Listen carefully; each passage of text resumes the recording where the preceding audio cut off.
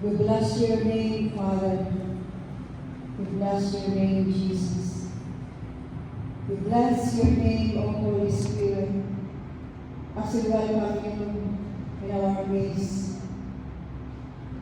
As we believe, O God, in your word, that when there are two or more gathered in your name, there you are in our midst. And we believe, O God, that you are here with us, that you will continually work through us.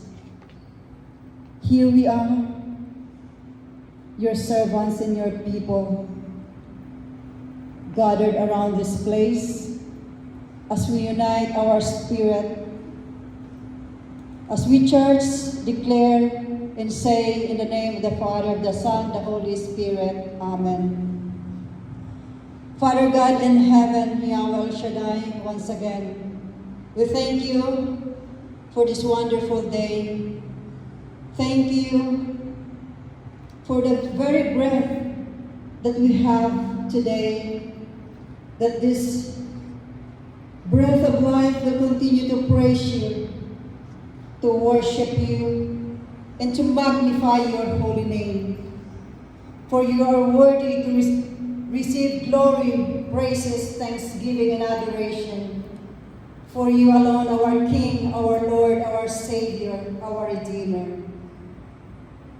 Sinner as we are, O Lord God, we come before your holy throne. We humble ourselves, O Lord God, and ask forgiveness from all our sins. Cleanse us from all iniquities.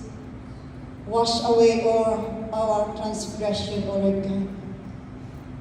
And make us worthy once again to call you Abba Father.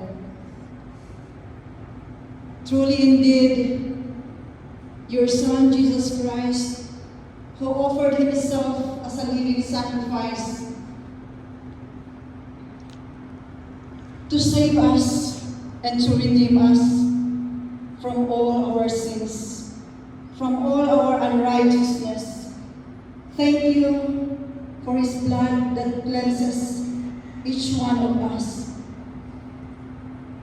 That his blood forgive us from all our sins. That by his wounds we are healed, O God. And truly indeed, in your name there is power. We believe, O God, that in your name, only in your name, all the works of the enemies, O God, will be driven out in this place. That in your name, O Lord Jesus, you drive out all the misunderstandings, all the hatred, ang lahat na nais humadlang, all the hindrances na kung saan ang gawain ito sa hapong ito, O Diyos, ganap namin inaangkin ang kapangyarihan mo lamang ang siyang kikilos, ang kapangyarihan ng banal mong Espiritu, ang siyang patuloy kumilos sa lugar na ito, O Diyos. And by your name, and in your name, Lord Jesus,